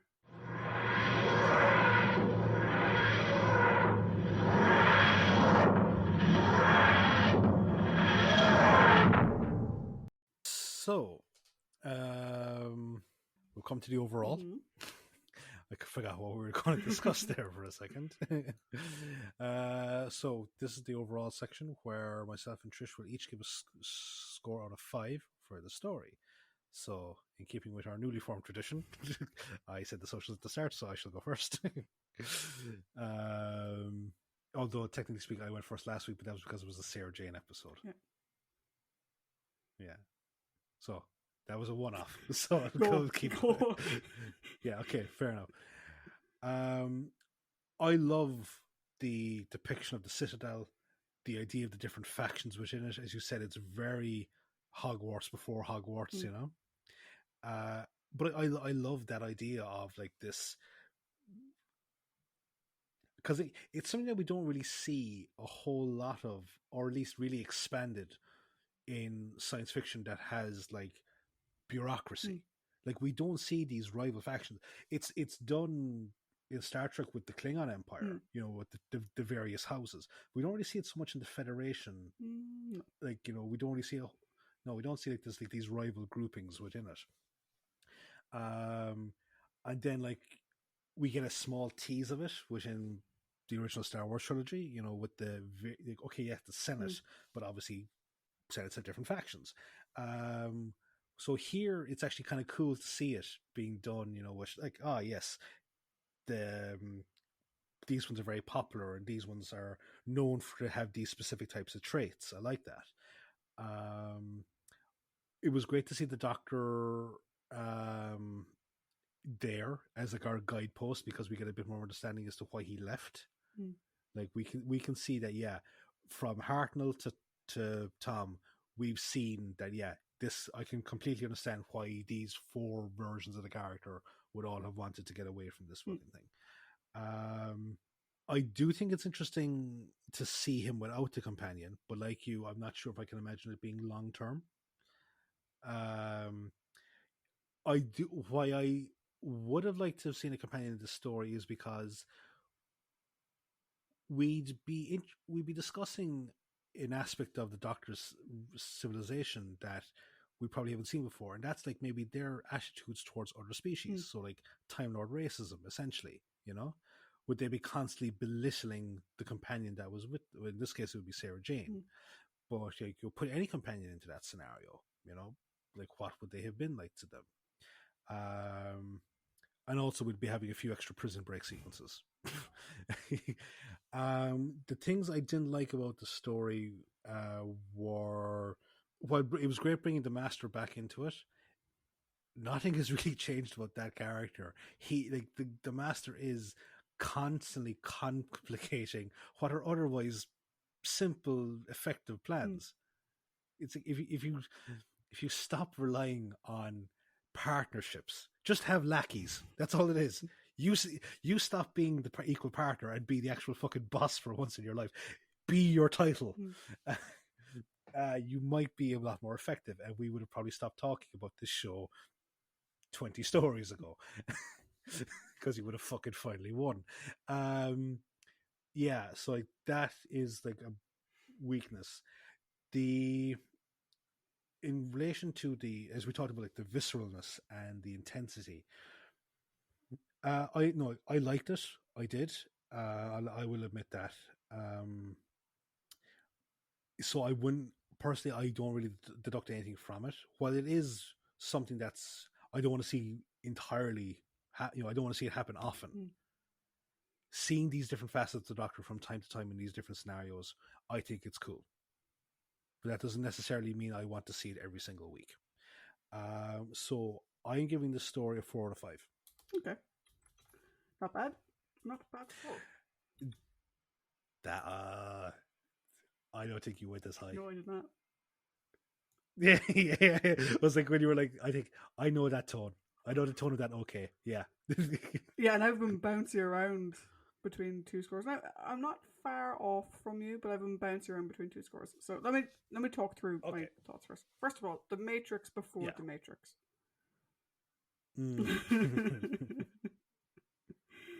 No bullet time, though. No. I agree with Goth on one thing, and one thing alone. Article 17 is silly. Yeah.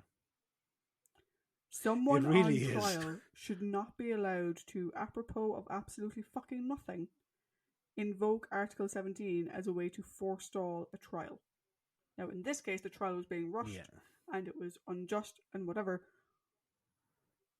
But that shouldn't be a thing that's allowed to happen. I think the situation where it would arise is probably quite slim. But once every 100 years, they may need to have an election. That shouldn't be an option that people have. Yeah. To be honest, I'm a bit conflicted about this story as a whole. There's bits that I don't like.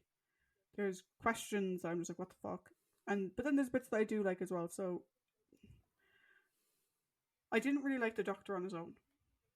And for me, it kind of felt like this story was written with a companion. And they just took the companion away and just left the dialogue as is and the direction pretty much as is. Like, the only reason why Engen knows nothing about his own history is because the Doctor needs to tell us what it is, and there's no companion there to explain it to. Yeah. Which makes Engen look like a fucking idiot who doesn't know his own history.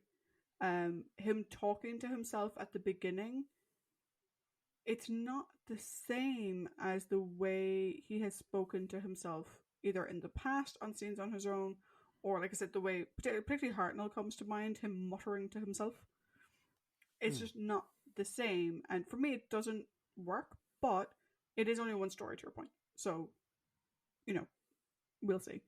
The viciousness in this story and the visceralness of it for me comes from absolutely fucking nowhere.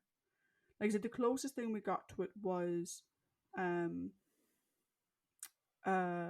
Morbius. Which, while yes, visceral, was also quick, relatively speaking. And it was one scene. This is an entire fucking episode. The entirety of episode 3 is this incredibly visceral, Rambo-like storytelling. And personally, I found it a bit off-putting. I know people sort of have criticized the fact that, like, oh yeah, someone gets shot in Doctor Who, you don't see any blood, they maybe hold their arm, but you don't actually see anything, and whatever. And yeah, I get that, like, a bit more realism in the show, like, where people are coming from. For me, though, this is a level of realism that comes out of nowhere. Like, last week we had people being irradiated and crushed and falling from great heights, and it wasn't done with this level of realism. And like, they didn't zoom in on Carter's body down on the ground. You saw it from a height. Do you know? They didn't show us your man fucking melting when he went into the radiation chamber. They didn't have your one making noise when she was being crushed. Do you know? Whereas for this, like, the visceralness of it and that fight scene is just, for me, it was just a bit much, and I think it was unnecessary. And it seemed to be trying to do it for shock value, which isn't a good reason to do it. Does it work in this story? Yeah, but does it make me like the story more? No. Do you know? Also, a number of open questions. Why didn't the president regenerate? Why didn't Goth regenerate? Why didn't Runcible regenerate? Why does no one in this story fucking regenerate? So, this is the thing. I told you a long time ago, the War Games, put a pin in this discussion. Because the War Chief also didn't regenerate. Why do, like, they make a point that you get 12 regenerate? Why do none of these fuckers regenerate? So, this, I honestly can't remember if this is going to be answered within the confines of Classic Who. However, because of the news today, I watched some clips, and Ten explains to Wilf, who is Bernard Cribbin's character, that you can still die before regeneration kicks in. Yeah. Okay. But for that to happen to everybody. Yeah. No, this is the thing, right, where we've seen we've seen 3 regenerations happen, okay? We've seen one from old age,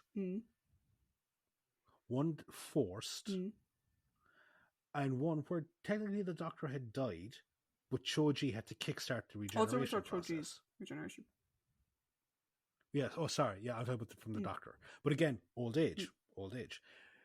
The War Chief, Runcible, Goth, and the President all died from the extreme. Sorry, like, you know, the President was shot. Runcible was fucking impaled on a spike.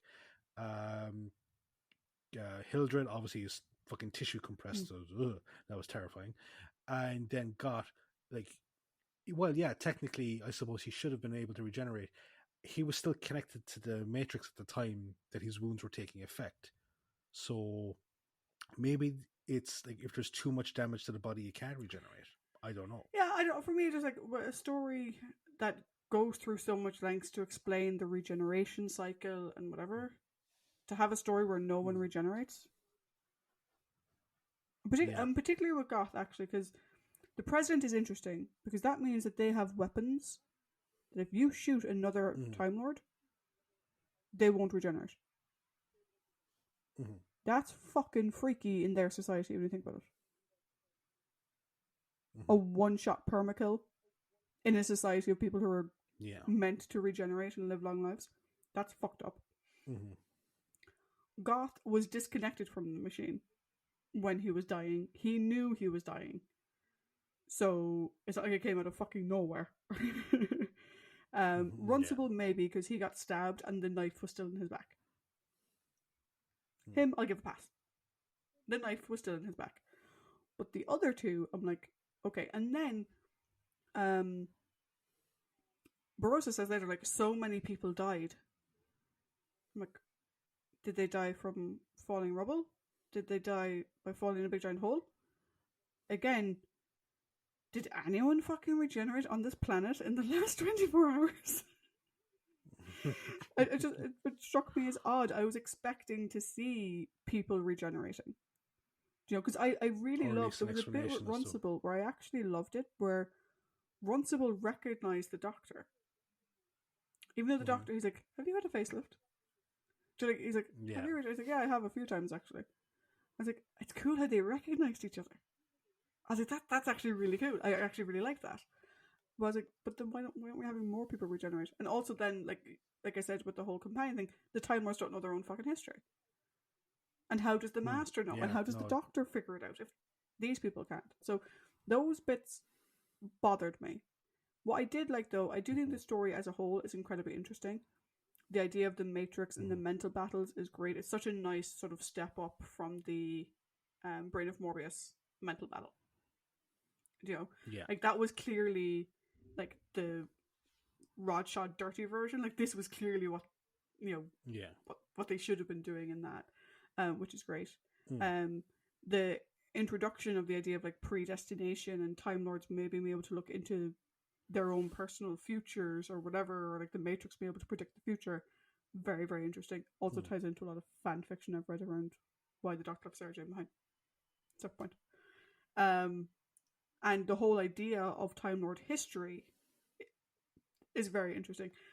A bit of an info dump. Bob really trying to make sure that like he is the one who wrote the book on all of this. You know, bear in mind, Bob also wrote The Time Warrior, which I believe is where Gallifrey is first mentioned. So clearly this is Bob's baby. And you can't deny the production was well done. Like I disagree with some of the production choices in terms of realism and visceralness or whatever. But you can't say the production wasn't well done. No. Yeah, absolutely. And the acting, like I said, as well.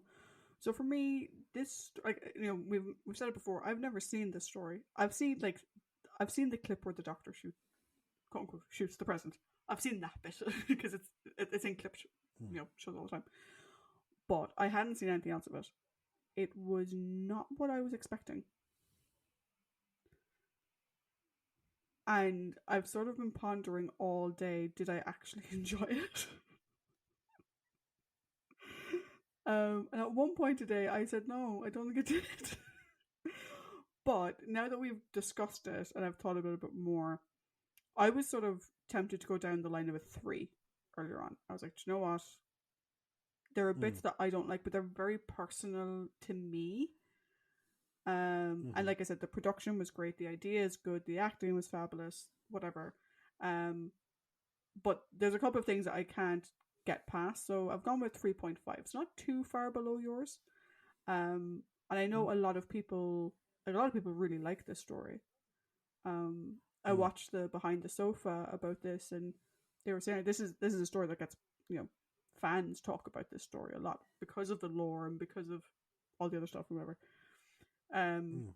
But for me, I'm like, yeah, it's a 3.5. It's above average. So I have a question for you now, right? Because we have reviewed, we have had a couple of above average stories before, right? Primarily kind of during the early days of Hartnell. But you like rewatching those stories, again, because of the Ian and Barbara side of things, and like their chemistry with Hartnell. Do you think you would watch this story again? Or would you skim it for parts you liked? I would probably skim it. And I would probably skip episode 3 entirely. Yeah, I'd probably skim it. I liked the Castellan, I liked Engen, I liked them together, I liked them with the Doctor, I liked the investigation part of the story. I liked all that part. I liked the idea of the mind battle, but pretty much episode 3 I would skip. The majority of it. Which, like, I'm looking back at previous stories. Like, I gave Mask a 3.25. I would rewatch Mask, and I gave Seeds a 3. I would rewatch both of these and Android before I'd rewatch this one. But that's largely the Sarah Jane influence causing me to rewatch those. Yeah. Which this story doesn't have. So track it back to other stories you've given a similar score to that aren't Sarah Jane. Okay, so let's go pre-Sarah Jane. So the last thing I gave a 3.5. I haven't given a 3.5 in a while other than in Sarah Jane stories. The last 3.5 I gave was Terror of the Autons. Would you watch Terror before you'd watch this?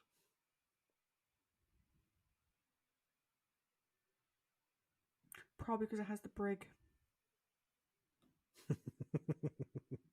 Yeah, I probably would watch Terror before I rewatch this. Yeah. And to be honest, this is really, like, we've talked about before how Tom Baker was always my favourite Doctor. And then we rewatched all of Hartnell and he just went shooting up. Yeah. And, we were wondering, once we get past Sarah Jane, would Tom still be my favourite? And this story on its own in isolation puts a huge question mark on that. But it is one story in isolation. And I haven't seen any of his other stories bar one, which is The Invisible Enemy, and I watched that story 11 years ago. I don't even remember it. I remember it introduced K9, that's about it. Which is the only reason why I watched it, because it came in the same box set as K9 and Company. It's the only reason why I watched it. Yep. So I think this is interesting.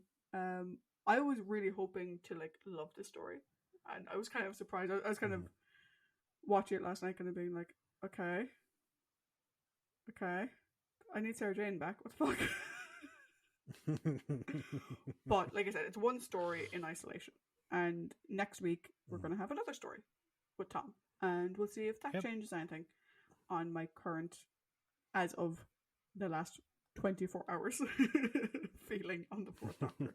So, Paddy, what do we have next week? Next week, we have the Doctor coming face to face with a familiar face in The Face of Evil. Face it, that was a lot of faces. Yep. I will face that fact. Till then, everybody. Bye.